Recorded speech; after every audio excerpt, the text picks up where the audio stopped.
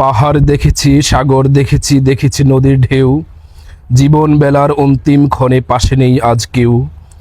আকাশ আমায় ক্ষণে ক্ষণে ডাকে, মৃদু হেসে কথা কয়।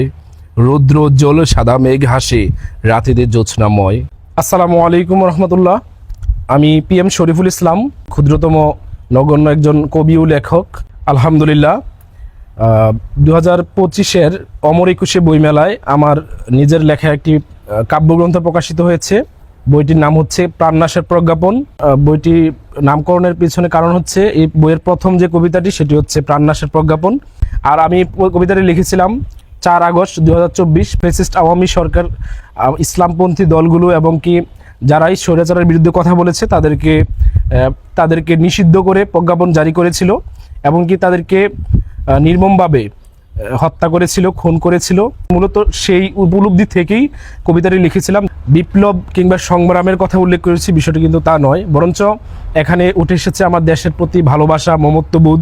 শৈশবের স্মৃতি থেকে আমি এখানে হচ্ছে আমার বিপ্লবের স্ফুলিঙ্গ যে উপলব্ধির জায়গাটা আমি এখানে উল্লেখ করার চেষ্টা করেছি। পাশাপাশি আমার এই বইয়ে আমি বেশ কয়েকটি বিষয় উপর আমি বিভিন্ন ছড়া কবিতা এখানে লিপিবদ্ধ করেছি। সেগুলো হচ্ছে তারুণ্যের জয়গান, মায়ের স্নেহপরণতা, জুলাই বিপ্লব তথা ছাত্র জনতার গণ অভ্যুত্থান, তারপর হচ্ছে দেশমাতৃকার ভালোবাসা, মাটি ও মানুষের প্রতি মমত্ববোধ, তারুণ্যের জয়গান, মনুষ্য মমত্ববোধ সহ বিভিন্ন বিষয় এখানে উঠে এসেছে।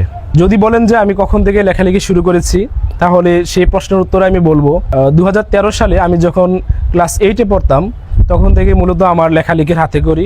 একদিন ক্লাস চলাকালীন সময় আমাদের আমি যেই স্কুলে পড়তাম, মোহনপুর হাই স্কুল, সেই স্কুলের যিনি আমার শ্রেণী শিক্ষক ছিলেন মনিরুল হক স্যার যখন ক্লাস করাচ্ছিলেন বাংলা বিষয়ের, তখন সেই ক্লাসে অবস্থানরত অবস্থায় আমি একটি কবিতা লিখেছিলাম প্রায় 2 পৃষ্ঠার। সেই কবিতাটি লিখে আমি স্যারকে দেখাই। স্যার তৎক্ষণাৎ সেই কবিতাটা পাঠ করে সবাইকে শোনায় এবং আমার খুব প্রশংসা করে, আলহামদুলিল্লাহ।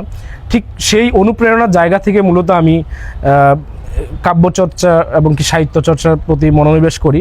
পাশাপাশি আমি 2013 সাল থেকে 2019 সাল পর্যন্ত বিভিন্ন সময়ে বিভিন্ন কবিতা ছড়া লিখেছিলাম, যেগুলো মাসিক আদর্শ নারী, কিশোর কণ্ঠ,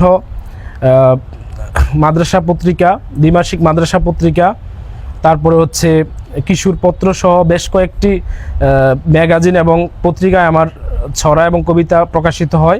পরবর্তীতে 2020 সালে রাকিবুল হাসান মিনার ভাইয়ের হাত ধরে মূলত কাব্য চর্চা এবং কি কবিতার বিশেষ প্রশিক্ষণের মাধ্যমে আমার লেখালেখি আরও অনেকটা সমৃদ্ধ হয়, আলহামদুলিল্লাহ। এ পর্যন্ত প্রায় 3 সহস্রাধিক ছড়া এবং কবিতা আমি লিখেছি। পাশাপাশি বেশ কয়েকটি ছোট গল্প লিখেছি। আমার ছোট গল্প মায়া, যে গল্পটির নাম, সেটি হচ্ছে সাপ্তাহিক সোনার বাংলা পত্রিকায় প্রথম প্রকাশিত হয়েছে। তো তাছাড়া আমি বেশ কিছু প্রবন্ধ এবং সাহিত্যের যেই অন্যান্য ধারাগুলো আছে প্রত্যেকটা ধারাতেই পদচারণা করার চেষ্টা করেছি। আমি বর্তমানে অধ্যয়ন করছি জাতীয় বিশ্ববিদ্যালয়ের অধীনে বেসরকারি একটি কলেজে বাংলা সাহিত্য নিয়ে।